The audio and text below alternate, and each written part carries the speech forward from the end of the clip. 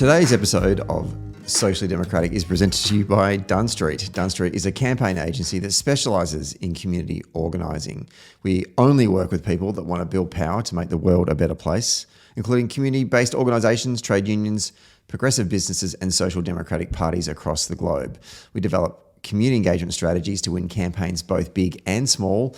We train engagement staff and volunteers in the Gantz framework of leadership, organising and action. And we help folks craft their story through the practice of public narrative that connects people through shared values and moves them to act together. And if you want to create change in your community in 2024, then hit us up at dunnstreet.com.au. Today's episode is also brought to you by Maurice Blackburn Lawyers. As Australia's #1 plaintiff law firm, Maurice Blackburn believe the law should serve everyone and not just those who can afford it. Maurice Blackburn have helped influence some of Australia's most important legal decisions, including equal pay for women and Indigenous workers, and helped over 500,000 Australians get the compensation they deserve. Maurice Blackburn Lawyers, experience you can count on. Hello and welcome to another episode of Socially Democratic, your weekly centre-left politics and organising podcast that drops every Friday, that dives into the progressive campaigns of the day and the people leading them from home and abroad. And we have not gone abroad for this week's episode, but I did go on a plane and travel to our nation's capital to sit down with Chief Minister Andrew Barr, the Chief Minister in the ACT, to have a conversation with him. The elections in the ACT are coming up later on this year. Andrew is recontesting his position as the Chief Minister and obviously on the Labor ticket in that Hare-Clark system. And we sat down with Andrew and had a conversation really about his journey into politics, growing up in the ACT, his love of Canberra, what he wants to see that can make Canberra and the ACT a better place, the challenges that face the Labor government in the ACT, and a whole bunch of other things as well. Really, really insightful conversation from a very considered and experienced and passionate Labor politician. So I really hope you enjoy this week's episode. If you do enjoy the show, don't forget to give us 5 stars on Apple Podcast or wherever you listen to your podcast, and give us a review on Apple Podcast or on Podchaser. And don't forget to subscribe to the show on wherever you get your podcasts and all those things that I normally say. Also, don't forget that we're going to be launching Socially Democratic on Patreon soon, where you can get access to all the show updates, new merchandise, and a whole heap more. So just be on the lookout for that. That's happening in the coming weeks. And for everything else, don't forget to follow Dunn Street on YouTube, Facebook, Twitter, Instagram, and LinkedIn. All right, let's get to today's episode.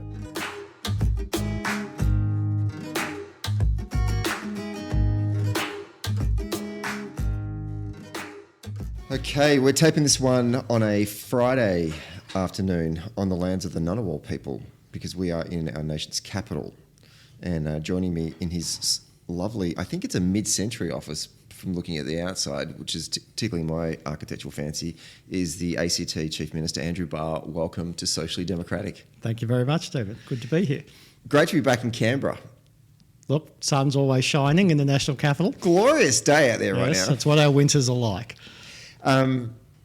Many who will be listening to this podcast, particularly from the federal staffer alumni, past and present, would think of Canberra through the lens of airport Sunday night, check into Pinnacles, cab to Parliament every day, Wednesday night Holy Grail, or Kennedy Bar, or whatever. Depending on which era. Yeah, exactly. Yes. Hungover Thursday at the office, cab to the airport, and then out again. But you're a native Canberran, and it's funny crossing the other side of Lake Billy Griffin and hanging out this part of town, because it's something I've not done a lot of. So I'm really keen to get a sense of, growing up in Canberra. What was your childhood like in this beautiful city? Well, I moved here as a 4-year-old in 1977. So originally from Lismore in northern New South Wales, and came to Canberra via Armidale. We came here because my dad got a graduate position in Commonwealth Treasury. I was born during the Whitlam government, and my parents benefited from access to tertiary education. In that era, it was free. Yeah.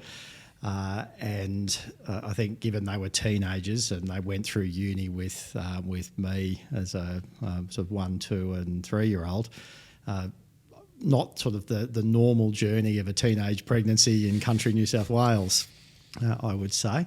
But my dad, picked up the job with Treasury after graduating from UNE in Armidale, and my mum finished her dip ed at what is now the University of Canberra. And so they embarked upon their professional careers here in Canberra when its population was about 200,000 people. It's more than double that in size now. So it was pretty quiet. Country town sort of feel, probably only just beginning to emerge as a city, but the changes in Canberra over my lifetime have been quite dramatic. It is definitely a better and more interesting place to live in 2024 than it was in 1977. When you think about your childhood and the moments in your life that shape your values, first of all, what are the values that are most important to you as a person? Well, I think I've not from a traditional Labor household. Our family, given the country New South Wales connections, I have aunts and uncles who are active National Party supporters over the years. So geography and education, I think, played a big part in shaping those values. Although there are sort of parts of the family that have been very strongly supportive of Labor over quite some time. My grandmother was a union steward at Lismore Base Hospital. And so there are connections in that context, but largely occupation and geographic driven. So the teachers in the family, the university educated people in the family tend to have more social democratic progressive views.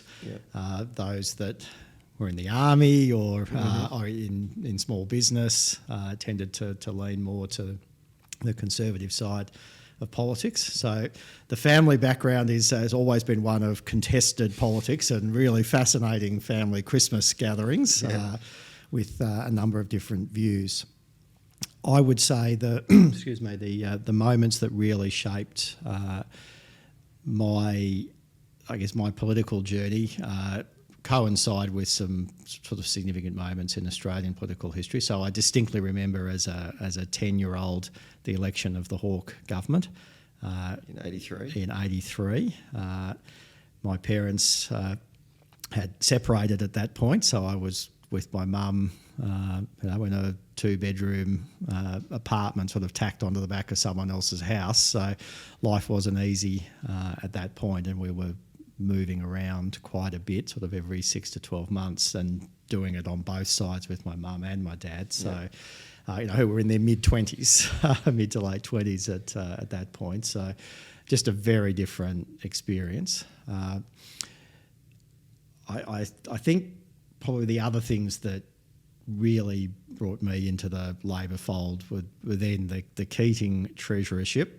So my dad working in Treasury, a lot of his friends sort of in that era, he worked with Ken Henry and others. We used to go camping with them at Jarvis Bay. So it's a very Australian Public Service insider story in that regard. I joined the party when Keating became Prime Minister, so just after that. That was my first year at ANU in 1992 and joined the Student Labor Club. But I think I was renowned through my high school years as being the Labor guy, in the school environment, and had a few experiences in I guess what you might describe as high school politics over everything over access to extracurricular activities to at one point I was sent home for not wearing school uniform, and that then mounted a campaign that got me elected to the school board and the school captain, on issues. So I guess I learned pretty quickly that if you didn't like a particular decision that was being made by people in authority, then the way to challenge that was through democratic processes and organising and getting yourself elected to something and changing the policy. So I learned those lessons very young as a teenager. Why didn't you want to wear the school uniform? Well, it was an unusually cold Canberra day, and the school uniform was at Lyneham High, where I was attending at that time, was sort of a cotton polyester thing. It just wasn't warm enough. It was cold, so I had a woolen jumper on instead of the school sloppy Joe. And although it was sort of loosely aligned with the colours of the school, the principal wouldn't let me go to a lunchtime extracurricular activity and sent me home. So that was pretty outrageous, and so we looked up the rules, and no, you weren't allowed to do that, and so began a process. So I've since, of course, made amends with the principal at the time, but he sort of enjoys the fact that was that was the moment that probably sparked the earliest bit of political activism I can recall. How did you think to respond with a political strategy as opposed to kind of like, just stick up your ass or continue to rebel or just act out? Why did you go, well, I need to work towards that solution? Well, I think my parents were a factor in that. My mother, being a teacher in the system, knew the rules and said, hang on, they can't do that. And so that sort of provided a fact-based approach. And then it was like, okay, well, we can't have a school policy that is different from the public education system policy. That's sort of an incorrect local application of a broader policy, and so most things start as a local issue, and you sort of work towards a solution. But look, I guess I'd always had the politics in the blood, I guess, and so it was an opportunity to write. Well, it wasn't just about me. There were others who had similar experiences, and here we were trying to get an education and being denied that by what we were wearing. It wasn't that it was offensive to anyone, and it was just sort of reflecting the fact that, yes, Canberra winters can be cold, and the school's uniform policy didn't really account for that practical reality. So you've obviously worked out this politics thing is an interesting pursuit. Why Labor, though? Well, I think that stems from both practical experience of the practical difference that Labor government decisions had made in our lives, like access to university, like support for single parents, and I think broadly I would say the influence of my parents, who, because they didn't stay in Lismore, and like some of their siblings who moved away from that, I guess more conservative as it was at the time, region, and had moved to Sydney and Canberra, plus their occupations. My dad being an economist and my mum a teacher were very, very strong influences on me. And then just, I think also at that time, that era, Bob Hawke was a superstar in Australia, and Keating was someone that I looked up to as, I guess, notionally my dad's boss, but then also someone who fundamentally reshaped the Australian economy, put in place a range of long-term initiatives, superannuation amongst them, that fundamentally changed the nature of this economy, the experience of working people, their comfort in retirement. There are many other areas, but it sparked an interest in studying economics and political science. My mother's influence very strongly there in philosophy and sociology, which are other things I studied at ANU. So I guess, like many of us, we're the product of the combined influences of parents and family. But I think the sort of interesting thing for me was that fact that there were different views within the family, and that grandparents and aunts and uncles that I love dearly didn't necessarily share the same politics. So I got used to a very early age to having fun and sort of robust political discussions, never nasty, but a bit cheeky at times. And, you'd know that you wanted to rile up your grandma, then you just needed to bring a few topics in to conversation. And that was the sort of the basis of a life grounded in politics, I'd say. Do you think that robust, friendly but challenging debate within communities these days is it less happening? Are we retreating to our bubbles, so to speak? I think there would be evidence to support that. I mean, it will vary from family to family, but back in that era, there were fewer sources of news. There was more news and less opinion, I would say, or at least it was quite clearly delineated. These days, you do get the sense that with algorithms in social media, with the sort of the breadth of media options to consume, that right wingers can watch Sky News and read the Australian and the Fin Review, and basically just be constantly reinforced with their particular worldview, and there are some equivalents on the not many. I was going to say, do tell. Yeah, Where are they? Increasingly less. Yeah. Our Australian media tends to, with a couple of outliers, largely be centre right or even more right wing. With some honourable exceptions, and then organisations like the ABC that are sort of legislated to be straight down the middle, really. So yes, that was just a different era. But I think the thing I take out of it was the sort of in a friendly way testing ideas and being able to argue a position. You wouldn't always win everyone over, but it would always be a funny thing that we could, by the end of Christmas lunch, have we convinced some of the Conservatives that certain policy directions being pursued by the federal government probably weren't such a bad thing, and the world wasn't going to end.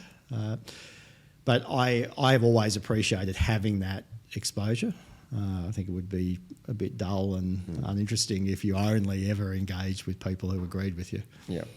Are you a Hawke or a Keating man? Well, I think Keating, but as a duo in that period, from 83 probably through to about 1990, I think, before things started to get a little bit tense, that was an incredibly politically successful but also reformist administration. Admittedly, to their advantage, they came in after a period of of inaction over the best part of 8 or 9 years. That was the Fraser government, and they learnt a lot from the Whitlam experience. I mean, Whitlam's 3 years led to some absolutely long-standing and nation-changing reforms. But I think the lesson that successive Labor governments have learned is that you need to be in office a bit longer to embed them.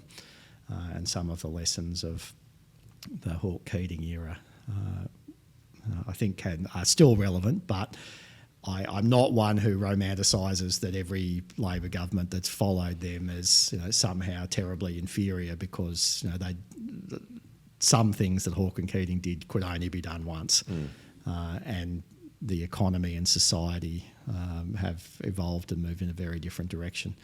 I have reflected at times how Hawke and Keating would go in this era. Yeah, same. What's your thoughts on that? Of political discourse and all of the obstacles that are in the way of system reform. I think they would still have achieved quite a lot, but it's harder now, in my view. So I don't subscribe to the view that the Rudd-Gillard or Albanese governments are so terribly inferior because they haven't done everything that Hawke and Keating did. neither were in office for the length of time either. But that doesn't mean I'm not ambitious for some of the reforms that I think can be implemented federally and of course within our federation, which I think has, since the COVID period, has become increasingly important to being able to achieve meaningful outcomes for citizens in each of the states and territories. Is involvement of this level of government is absolutely critical to delivering outcomes on the ground.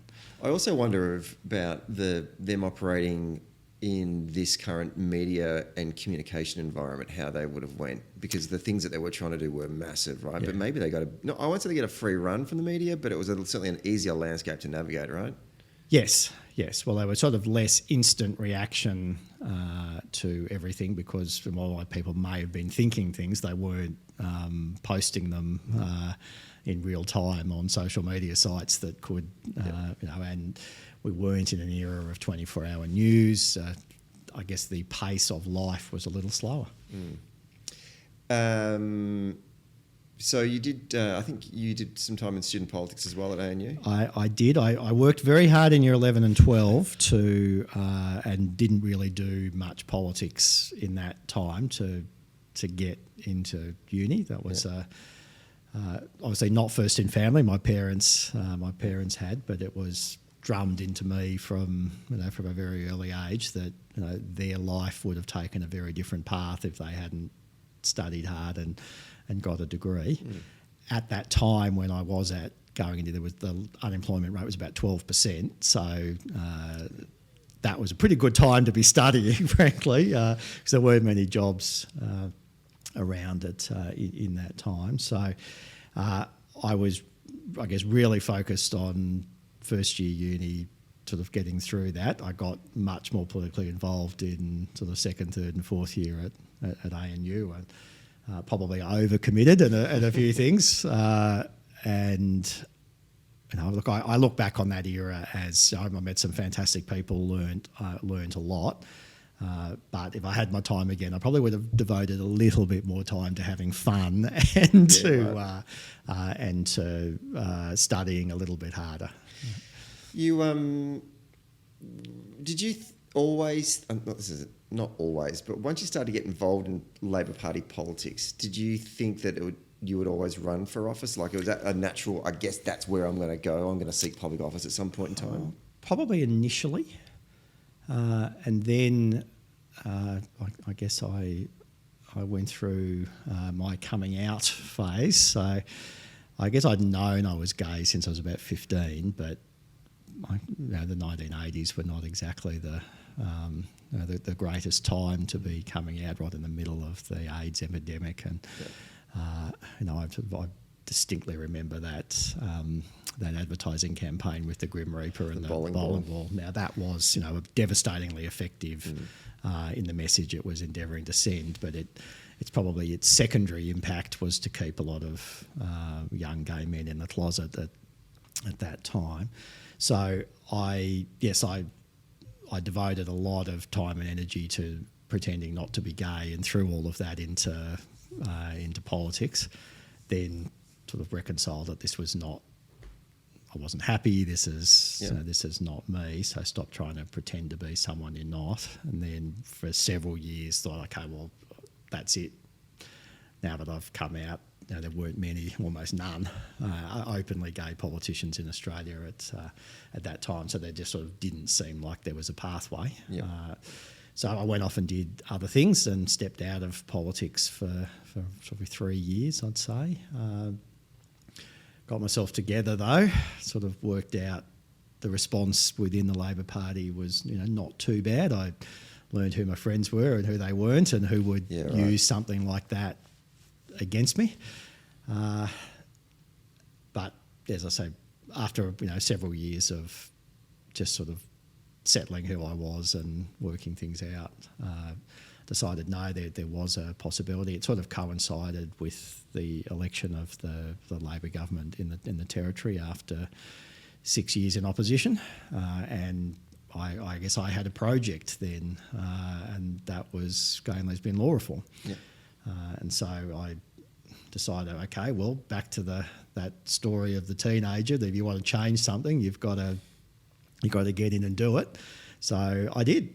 Organised, got motions carried by branches and took it to the ACT Labor conference, changed the party platform on law reform, and then got the opportunity to work on it sort of part-time as a staffer in that first Labor government from 2001 to 2004. And that, I think by that point, I guess I got my mojo back, and felt comfortable about being out and in the Labor Party, and in the right of the Labor Party. So that was perhaps I was a little bit of an oddity at that time, and that led to a decision to seek pre-selection for the 2004 territory election. Back in those days, it was the electorate I was seeking pre-selection for was a massive 7-member, 110,000 voter, spread over 60 kilometres. Quite really almost all of central and inner and middle Canberra, with the exception of the sort of the far north and the far south. So there was room for a diversity of candidates. The party was looking, would have been 32 at the time, I think. We're looking for some younger people to run. We would run 7 candidates, so some people were knew they were making up the numbers, but also perhaps with an eye to the future. We had a really strong result in that election. That was the only time Labor has won majority government under the Hare-Clark system. And I still recall, because Anthony Green was, of course, doing the commentary on the night, and the final seat in the electorate was going to go down to the wire, and I was one of the people in contention. The then painfully slow 2 weeks it took to reach a conclusion saw that I missed out by a couple of hundred votes, and so. At that point, I thought, maybe that's it. I've had my shot. Hare-Clark, though, in our system, if someone retires over the course of a parliamentary term, they do a count back. They don't have a by-election. You look at the preferences of that. So the candidate or the person who retired, they look at the second and third and fourth preferences of that individual. And through that process, I emerged as perhaps an unlikely countback winner, and that was April 2006. Going back a couple of steps there, I want to get your recollections. I mean, you sort of talked about, I ran around and organised around gay law reform. That wouldn't have been an easy thing to do, though. Where did you get the courage or the determination to do that work at that time in the party? What was the experience like? Well, I mean, there were others within the territory and around the nation, so sort of a little bit of solidarity in talking with contemporaries from other states and territories. I think it would be fair to say that the ACT branch was quite receptive to that. Like there was some pushback on certain elements of what we were looking to do, but I also learnt the lesson that you get your long list of things you want to reform, and you step by step tick them off. That certainly in Australia, social change doesn't just happen. You've got to work hard at it and sort of doggedly pursue it. I still have a list. That list is much shorter than it was 20 years ago, and we have just worked our way through it. Sometimes with unlikely allies or unexpected opponents, but I think that's certainly something that has driven me, is to be methodical. I am a person who creates lists, and these are the things I want to do, and just works through them. If you reach an obstacle where you can't get something done, then quickly pivot to the next thing and come back to, because I have found over several decades that obstacles that were once there are then later removed, and you can move on the issue. But if you lose your focus, you get sort of thrown off track. That's why things sometimes don't happen. So I think that's, I would say I apply that across most areas of public policy.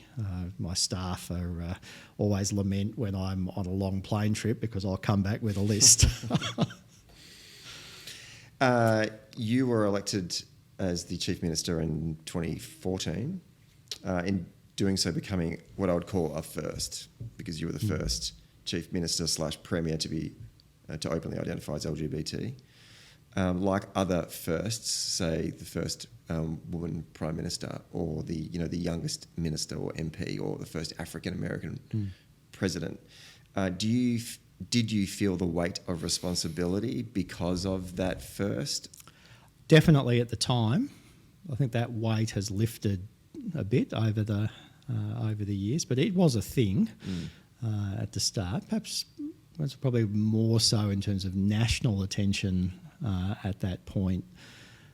Locally, people have sort of largely rolled with it. It's, I think for those who want to have a go at something I've ever said or done, I still find there will be a bit of a homophobic tinge to some criticism. So that is less than it was, but there will still be moments where you think, oh, okay, we're still doing that, are we? Yeah, right. Less so from political opponents now than at the start. More so would sort of come somewhat randomly from more conservative elements of the community, I guess. Yeah. But it is infrequent now. Yeah. So as one small sort of barometer of how far things have come and how much has changed, I have noticed that in my working life. I think a big turning point was marriage equality in 2017. That was a very significant affirmation, I guess, from nearly 2/3 of Australians. I have reflected on what if that had gone the way of the Voice referendum, what that would have meant for big sections of our community. Would have been pretty devastating. So I am grateful for all of the work that was put in across the country, and people who came out in support. That was for many hundreds of thousands of people, a life-changing moment. In the early days of being Chief Minister, did you find that you needed to not behave in a certain way, but how you, like, if you encountered some form of bigotry, did you have to? How do you brace yourself for that? How do you deal with that? It's a good question. I think in public life you sensibly self-censor anyway. Like there are certain behavioural and other expectations that are there on anyone in public office to not be an idiot. To be found drunk lying upside down on a planter box on the main street of Braddon. Probably not the greatest look for elected official. That's just one of many examples. So there are a few golden rules, particularly for First Ministers, that not much good can happen after midnight. So just be very conscious of where you are and what you're doing and your surroundings. But I think that's a sort of a natural and appropriate level of caution. I don't know whether it's just sort of me or partly impacted by the role, but I'm not.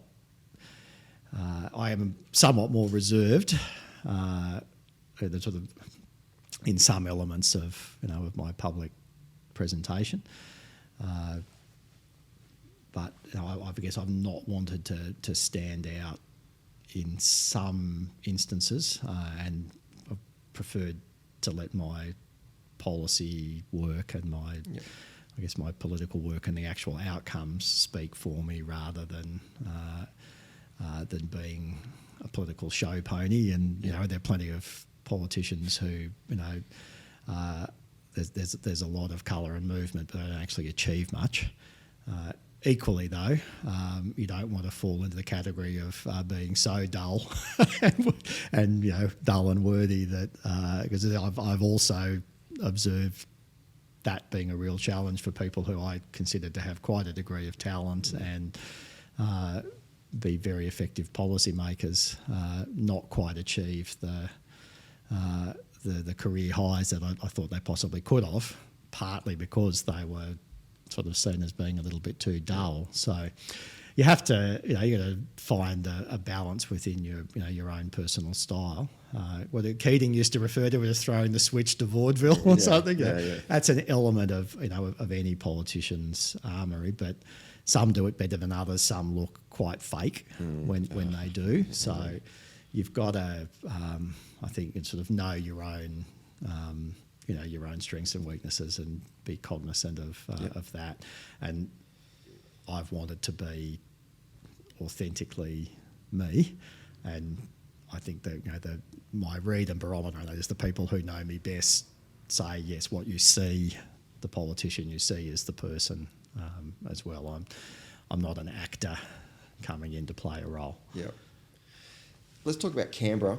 In my research for this episode, I've heard people refer to this type of a particular type of Canberra as Old Canberra. What's Old Canberra? What was Old Canberra? Well, I think Old Canberra is both a physical and sort of emotional state that is sort of built around the city's role purely as the national capital and its, I guess, its institutions and pace of life. Also, I think it reflects an era when people came here to work, and then when they finished, they went back to where they came from. Mm-hmm.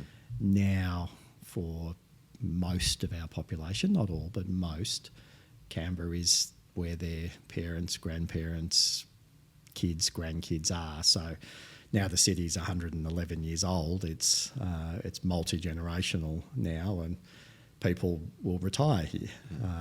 Or you'll have, like as in my family, 3 generations here, and you know, we don't identify with Lismore anymore. And so I think that's sort of a more modern, contemporary view of a city that's grown up a little. Previously, it was a FIFO city. The original, probably. Yeah, I'd say so. And part of that also is, I guess, a generational mindset around what the city could be.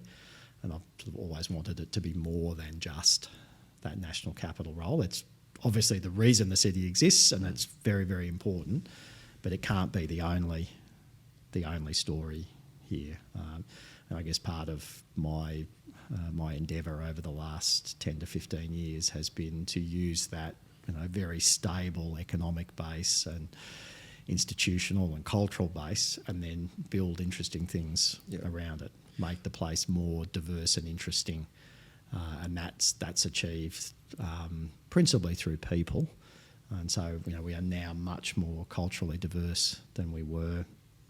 The economy is more diverse. It's still obviously got a very heavy public sector focus, but I've been very keen to work with our university sector to grow both the breadth of the education offerings and the number of students who come from all over Australia and all around the world to study here, but also to develop the cultural and social life. Increased population helps, just means you can support more diverse activities and experiences. And it used to be that when people would visit, there would be maybe 4 or 5 restaurants that they would go to and 1 or 2 bars, and that was sort of it. So as now into my 18th year as Tourism Minister, I've also just wanted Canberra to be a bit more cool, a bit more fun, and to develop its own personality. And look to things that other bigger cities obviously have, but to put our stamp on it, and and whether that is the craft brewing scene, the wineries, the coffee, the hospitality, all of those things that go to make a place interesting to live in and to visit, not just to copy other places, but to look at what's worked effectively in other cities, and then put our lens over it and a Canberra approach to some of these things. What are the things about Canberra that you like, that you would want to, you cherish and you want to hold on to, that is distinctly unique about this city? Well, I think the social connection. So an advantage of a place of 500,000 people is that a lot of people know each other and can. There's all sorts of interaction between different areas of government, university, business, community sectors. So sort of more accidental collisions, I guess, of ideas and people than you might see in some larger cities. Canberra's, I guess, very strong social focus, very strong egalitarianism. We just don't have extremes of wealth and poverty in the way that some cities do. There are obviously still people who don't enjoy, above Australian average incomes and a sort of world leading lifestyle in this city. Of course, there's always going to be a need to do more to support sections of the community who don't have the same opportunities, and whether that's access to housing, education, health, mental health supports and the like. But Canberra is, I think, has the least income inequality of any major Australian city. So the public sector is a factor in that. But I would say the livability factor is the other key point of difference, that you genuinely can say that Canberra is a 15 to 20 minute city. That even the longest commute is probably going to be in 30 minutes to 45 in a car, and maybe an hour in public transport. But in some parts of Sydney, Melbourne, and Brisbane, that can be Forget about it. Yeah, 2 hours each way. Now that's a reflection of size, but it's also a reflection of design and employment distribution and the like. So those elements that are historic, that Canberra was planned from the start, are advantages.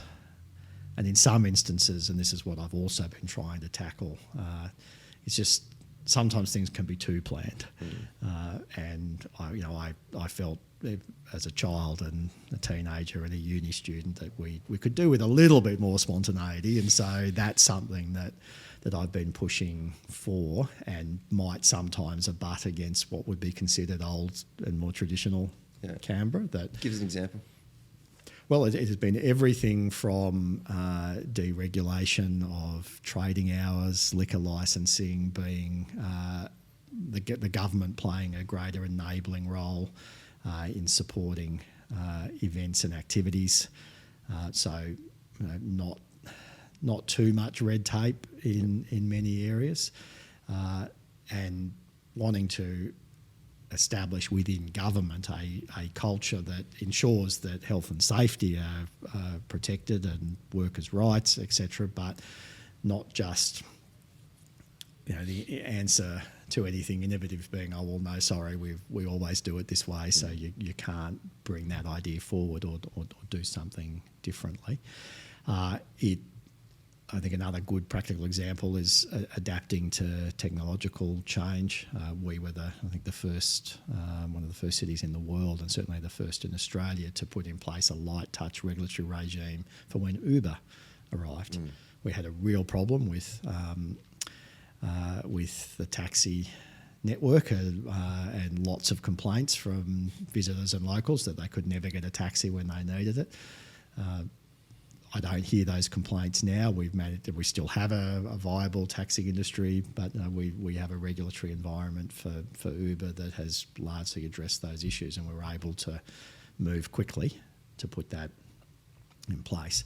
So there are sort of a couple of examples at the government end. I think also it is just the role that a political leader, a chief minister in a jurisdiction of this size can play in just voicing support for innovative and edgy things. Now, I don't say that Canberra has got all the way to where I'd like it to get. I think there's still more that can be done, but you got to remember the backdrop of this is that this city banned outdoor cafe seating for most of the 60s, 70s, and into the 80s. So that was a pre-self-government era when the Commonwealth were running the jurisdiction. But you could have come from that world to to where we are now. And I think people who haven't been to Canberra for a long time, and when they come, they are genuinely surprised at how much it has changed. And long-term residents, particularly sort of my generation, Gen Xers and millennials, a lot of people are still here because the city's changed. If it hadn't, then they would have felt that it just didn't offer the lifestyle that they wanted, and would have moved up the highway to Sydney or down to the great state of Victoria. Indeed. I was going to ask this question later, but it might be a good time to bring it up now. I just, having come from Victoria, infrastructure and its importance to Melbourne and more broadly Victoria. People want it, people vote for it.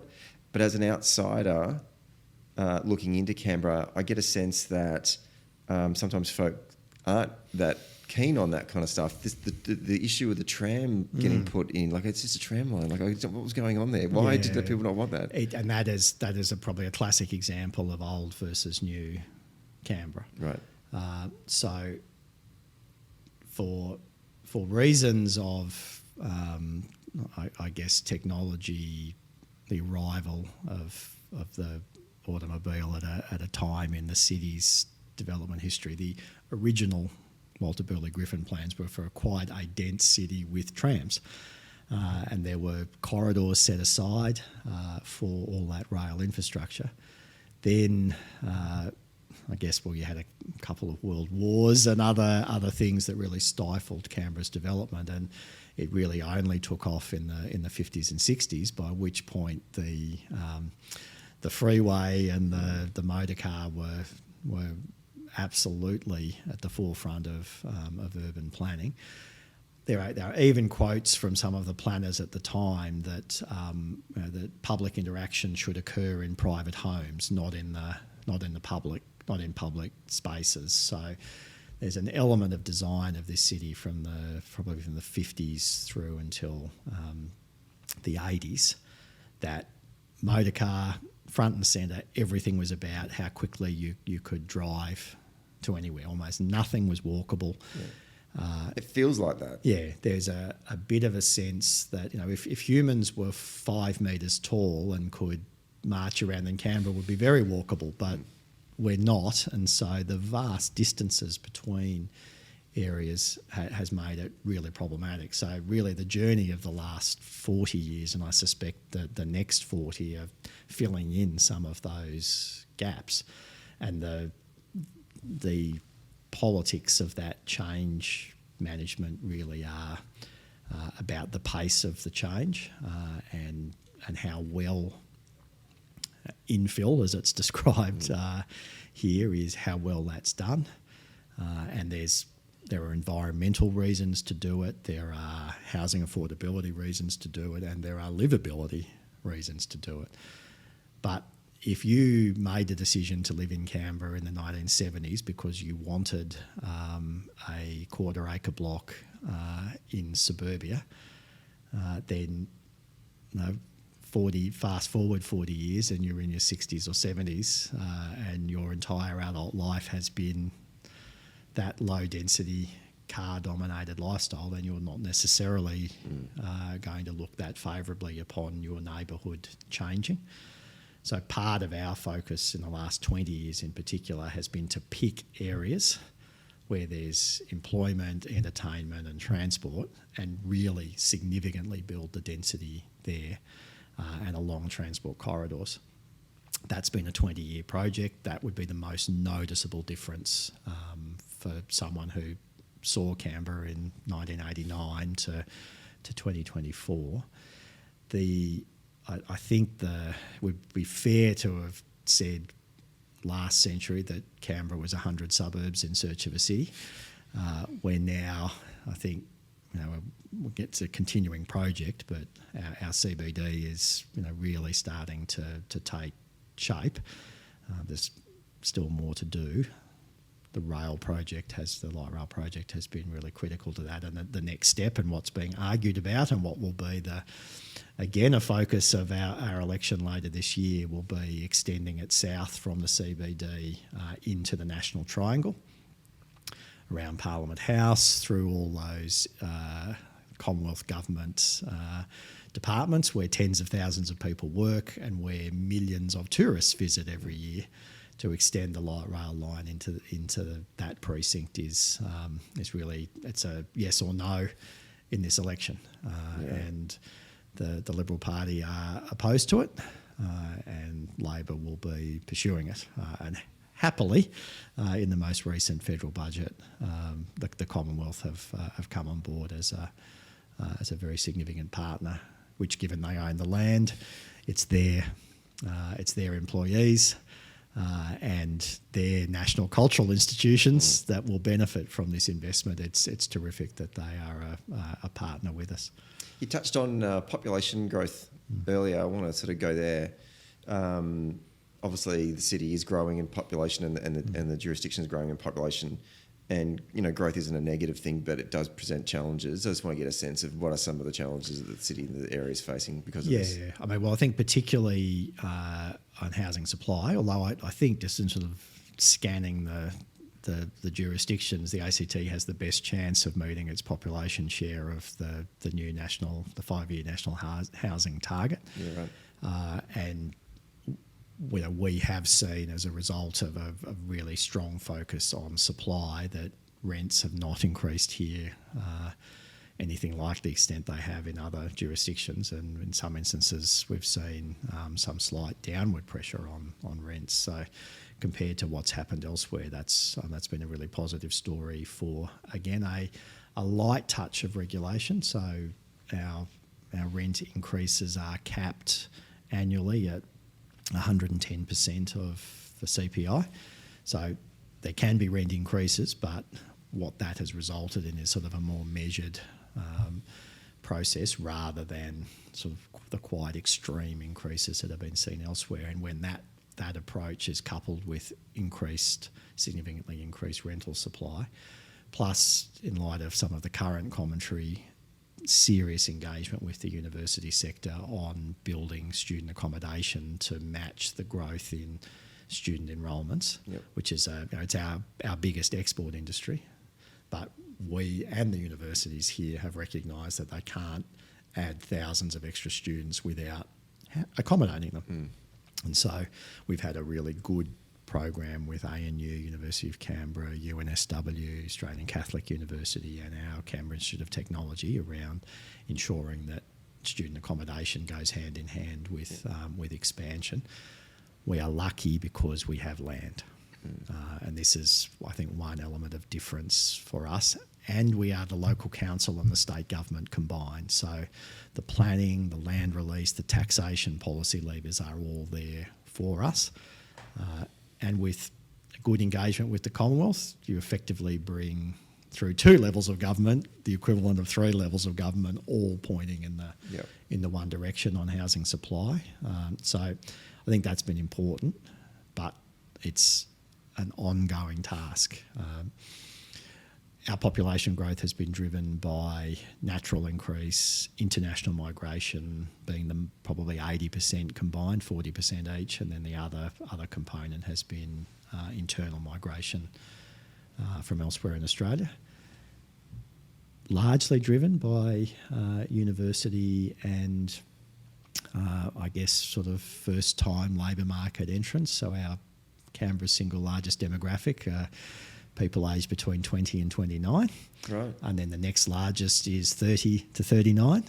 So our median age is younger than the Australian average. And so sort of I cast my eye across the Australian states and territories. We are in a pretty good position for capacity to attract young, skilled people into our city and retain them. And I'd much rather that challenge of population growth and accommodating that cohort than some of the challenges that places like Tasmania and South Australia and the NT have experienced, where they really struggle to retain their young people. And in some instances they experience population decline.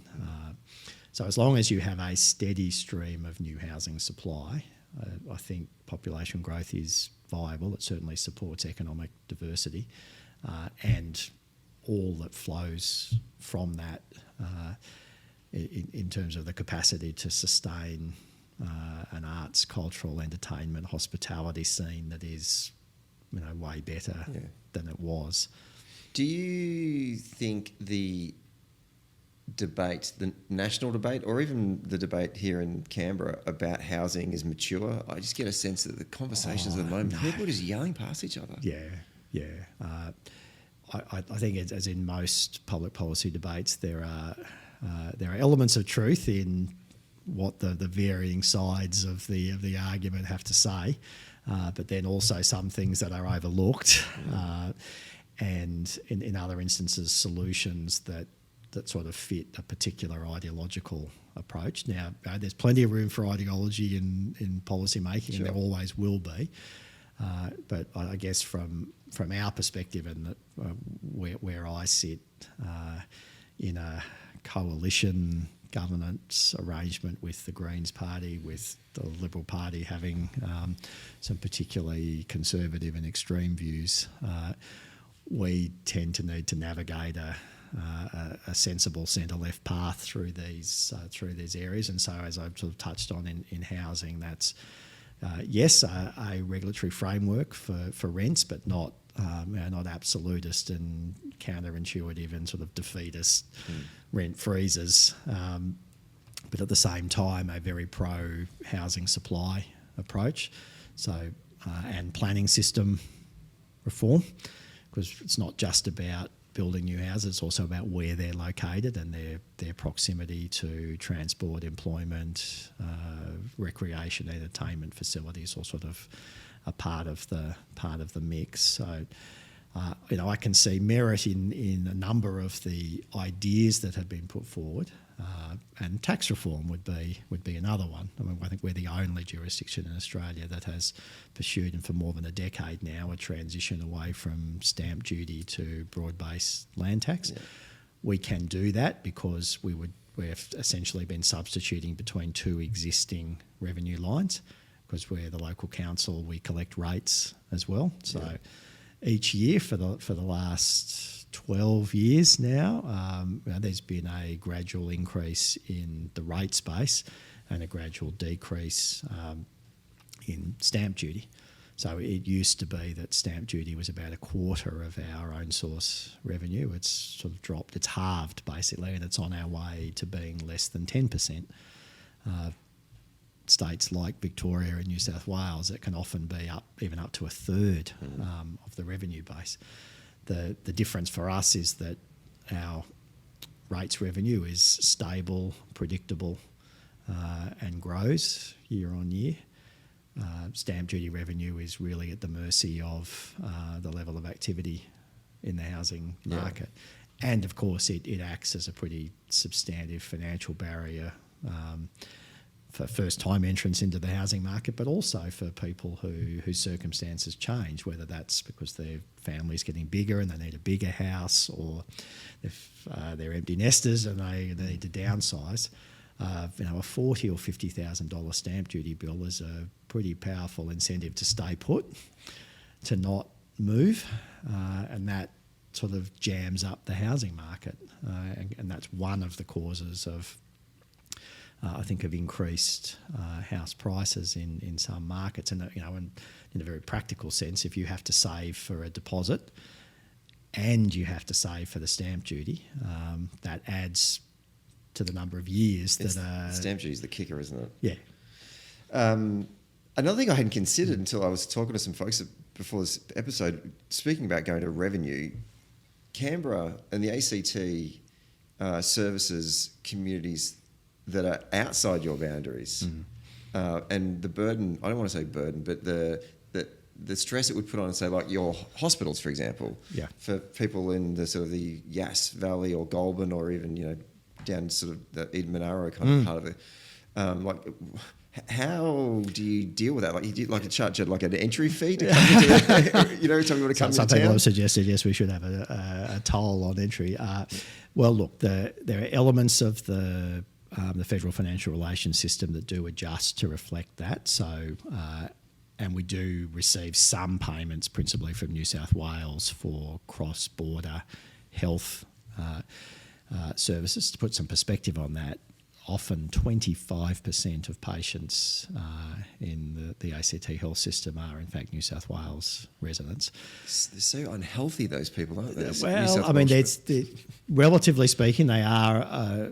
Those patients are older and have more chronic health conditions, because, I mean, obviously there are regional hospitals in the broader Canberra region, and sort of credit to the new New South Wales Labor government, they are building more and enhancing the capacity. But there is just a reality that a hospital that serves a community of 50 to 100,000 people is not going to be able to offer the breadth of services that a tertiary trauma hospital can, that serves a catchment of 1 million. But the flip side for us is that those New South Wales patients provide a degree of volume that can mean services that wouldn't otherwise be able to be offered in the ACT can be. But there are still some things that you have to go to Sydney or Melbourne for, highly specialised services, simply because we just don't have the volume of patients here. But equally, there are some even more highly specialised things that Australia can't do. And so if you want that, you have to go overseas anyway. So there's a complex intersection of cross-border arrangements, but it is perhaps most acute for ACT New South Wales, even more so than Albury-Wodonga or Gold Coast Tweed, just given the volume of movement. The federal system supports most of it, but where there are glaring gaps, that burden really does fall on the ACT. And one example is health infrastructure. So we have to build bigger hospitals, more beds, and we have to pay for that. Yep. We don't get federal support for that, really, and the New South Wales government to date has not been forthcoming in providing money to the territory government to build bigger hospitals in Canberra. So I welcome the fact that they will do more in the South Coast and in Queanbeyan and Yass. Some recent announcements there that takes a bit of pressure off our health system. But yes, if we didn't have the New South Wales patients, then we would have shorter waiting lists for many things, but there would be some other services we wouldn't have the volume to provide. So Canberrans would have to go to Sydney, I guess, for those services. So as with everything in the Federation, there are advantages and disadvantages of how the system works. Your government's in an open relationship with the Greens Party. It's a neat way to describe it, yes. 9 cabinet members, 6 Labor, 3 Greens, is that right? That's correct. How have you managed to make that work? Well, with a lot of patience and diplomacy, and to be fair on both sides. We don't always agree. There have been times when it has been very challenging. But what we have learned over a period of time is to have in place processes to manage disagreement. It is, I guess, a lot driven by the personalities and sort of policy outlook and jurisdictional issues. So some of the areas of obvious conflict between Labor and Green in other jurisdictions are not relevant here because either the industry isn't part of our economy, so forestry, for example, that there's an issue in Tasmania, or salmon farming, or those sorts of things. We're not doing that, and we don't have a resource base. So there's not debates about fracking and gas extraction and those sorts of things. So it tends to be more policy differences on more urban matters.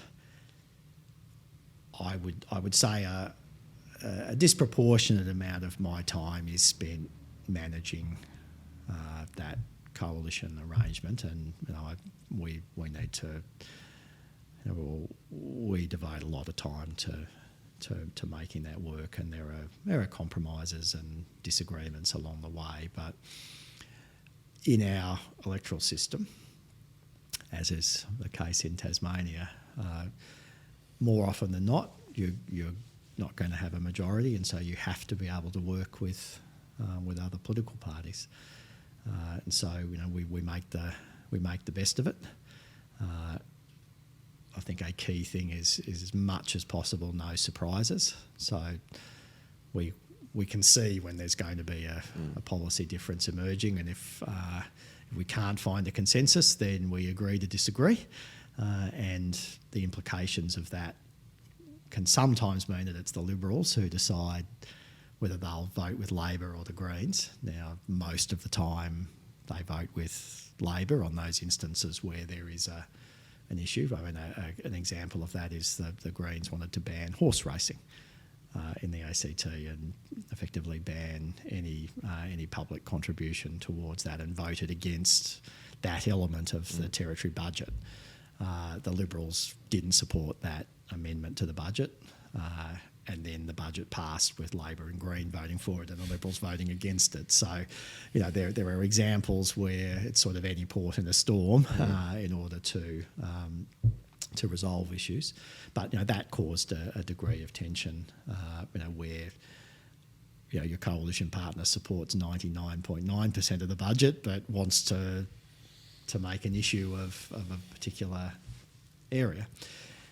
There's also then the management of executive and non-executive members. So there's perhaps a higher requirement of solidarity and consensus amongst the cabinet members than there is amongst backbenchers. But hey, that you see that in every parliament. From Bridget Archer to Fatima Payman to there's been examples in the federal context recently where individual MPs or senators have taken a different position from the party leadership or ministers, and that's I guess a part of Australian politics. It happens here too. The Irish Labor Party, when they were in government, leading up to the austerity measures after the global financial crisis, they talked. I mean, they're in the doldrums right now, and a lot of people hold them responsible for a lot of the cuts in the social policies that their ministers in the coalition government with Fianna Fáil, right? I'm getting to a point here. They said that during the time of that government, they wanted to go out and say, we don't agree with these decisions that we're making in cabinet. Just want to let you know that, but we can't. But we don't want to say that because we didn't want to look like a basket case of a government to Europe, and we needed to present that we are on top of this. We know what we're doing. The economy is going to be in good shape. Trust us on this. How do you manage, because you've got to present an image. You've got to present to the people of the ACT that this is a government that's operating. But I mean, do they ever slip out every now and then and sort of can the government of which they are a member of? Yes.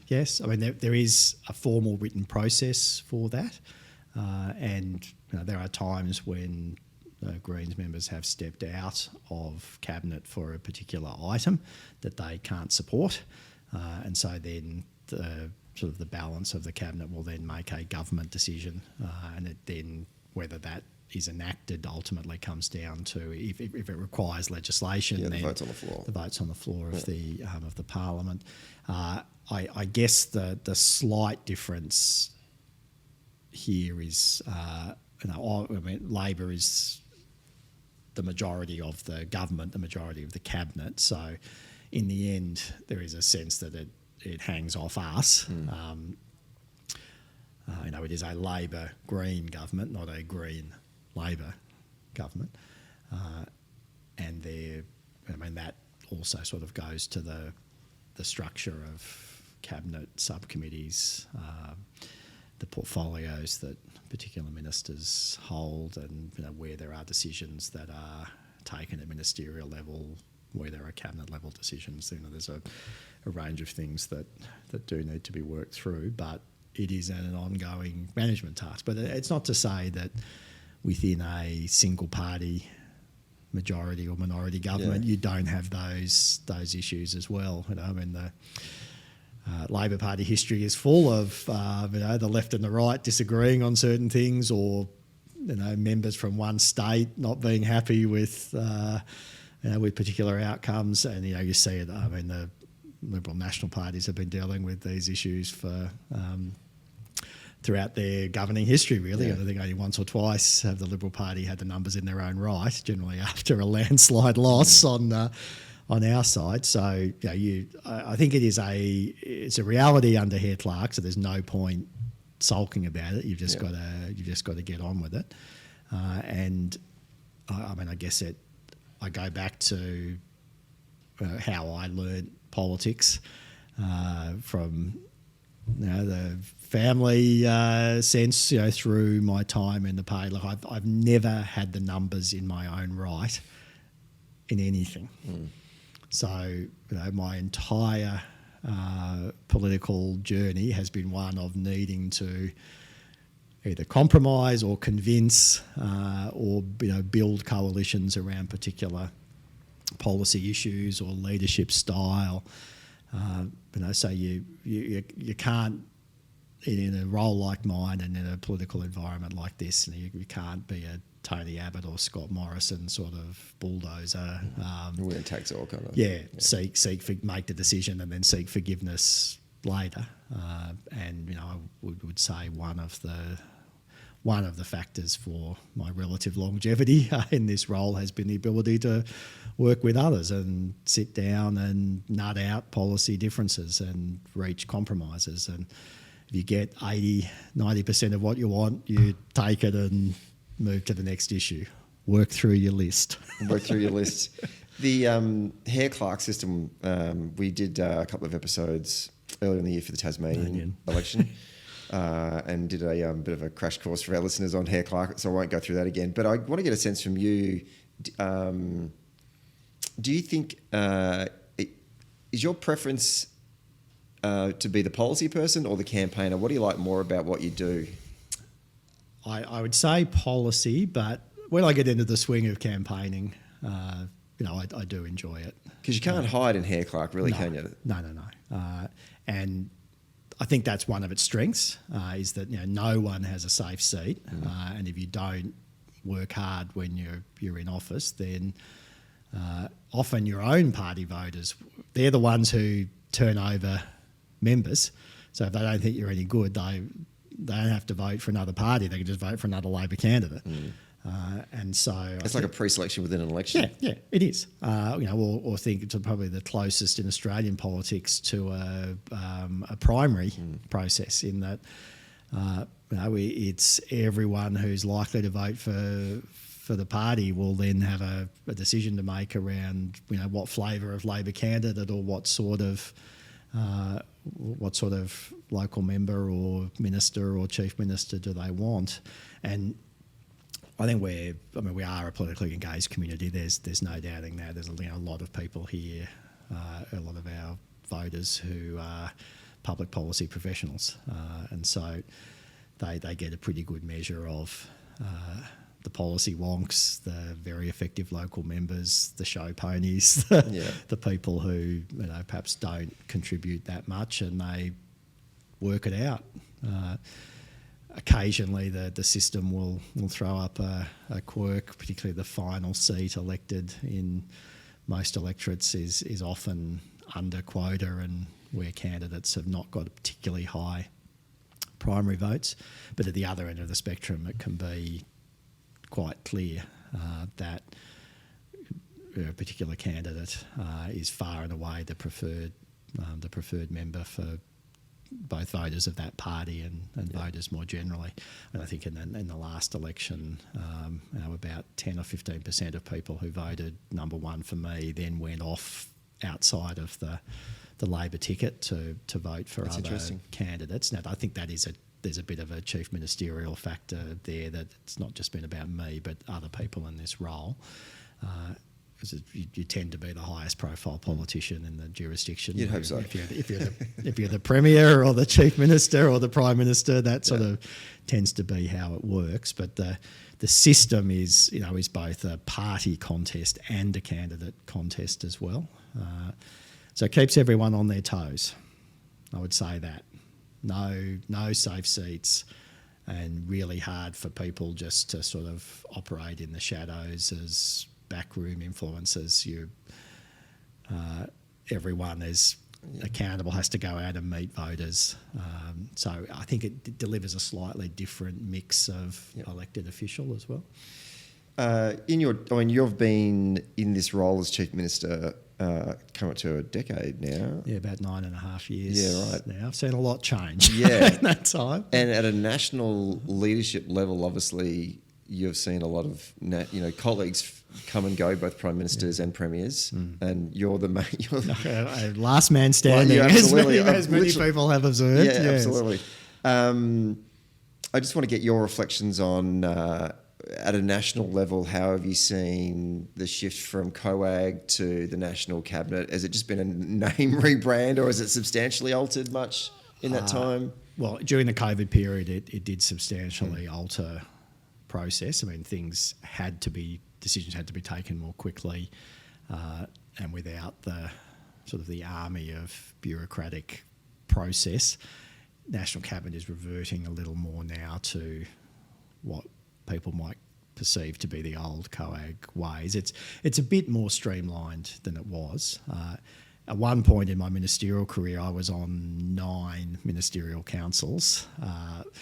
Now there's still a number of ministerial councils, but it has been honed down a little bit more, and it is a bit more focused. And so I would observe there were probably fewer meetings just for the sake of it than there used to be, which is a good thing. I don't think the nation is any poorer for sort of sharper, more focused intergovernmental engagement. A lot of the sort of successful functioning of the forum depends on the leadership and approach of the Prime Minister of the day, and that, I've seen a few now. How many? Well, I guess we start with Abbott. You shouldn't have asked that question, actually. And then the Turnbull era, the Morrison era, the Albanese era, and then of course, sort of predating that, I wasn't in COAG, but was a sort of senior minister through the territory level, through the era of Rudd and Gillard and Rudd again. I first met Scott Morrison when he was the Tourism Australia CEO, back in 2006. Right. So I've seen people in a number of different roles over the years. It was, in terms of the functioning of COAG / National Cabinet, Albanese and Turnbull were the best at endeavouring to reach consensus, bring everyone together. Well, I think possibly partly because their policy priorities and agendas required more engagement with the states and territories, and perhaps their personal outlooks were a little bit more collaborative than the other two. Morrison was forced into working with the states and territories out of constitutional necessity and the practicality of responding to the pandemic. I don't want to say everything that occurred in that period was fantastic. It wasn't, but equally it wasn't all terrible. It would have been a difficult task being Prime Minister at that time. I know it was a difficult task leading a jurisdiction, let alone at a national level. But taking a step back from the personalities, I think Australians can be comforted by the fact that some of the institutional protections, the distribution of power between different levels of government, structurally survived that process. Possibly shocked a lot of people the level of constitutional power that states and territories have, and was a reminder that the Prime Minister isn't all-powerful and can't just order everyone around. And that was probably useful, just to remind people that we live in a federation, that power is distributed, and that I think that acts as a bit of a counterbalance to abuse of executive power and extreme outcomes, is that the process, the constitutional framework and the National Cabinet process forced things into the middle, forced people to talk, to try and reach consensus and compromise. And that happened with a mixture of Labor and Liberal state and territory governments, and a Conservative Prime Minister is a tick to the strength of the institutional base of our political system. On the flip side, of course, I saw during the Abbott era, for example, the influence of a chief of staff over a prime minister in a way that I haven't seen subsequently. Interesting. All of those things that I think are well storied and have been written about by insiders. I can absolutely confirm from the vantage point that I have seen over a decade and being in dozens and dozens of meetings with all of those central characters to. The truth comes out. It's very hard to hide all bullshit in the Australian political world, and so you do get a really good sense of the personal style, the political approach, and how prime ministers go about running their governments and engaging with others. Just as I have observed how premiers and other chief ministers do that as well. And if I could.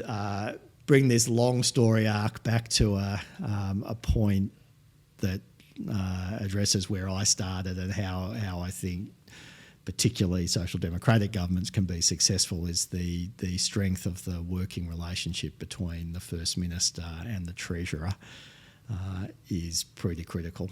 And I have seen that work exceptionally well at a state and federal level, and abysmally, where they're obviously not talking to each other, and it's problematic. So I've always to say, what's necessary to run a good government is a good working relationship between those two government leaders, as well as having a cabinet team that bats fairly deep. If you're trying to run a federal or large state government with only 6 or 7 high-performing ministers, that's a lot of work on a small group. So I sort of think about the structure of parliaments, where the Labor Party should go with pre-selections and the sort of people you want to be able to attract into Parliament. You've got to be conscious of being not only able to have candidates who can win and defend marginal seats, but you also have to have people who have good public policy experience and capacity to be ministers and be good team players. And that, you often see that at the start of governments, maintaining that over multiple terms as people retire and sort of wear out is one of the most challenging aspects. Actually, just give me 10 seconds. I just need to check where we're up to. Okay, it's a minute. That's an hour 20. Okay. We might need to start a wrap this one up. Yep. No worries at all. It's gone quickly. Good chat. Yeah, I know. Excuse me.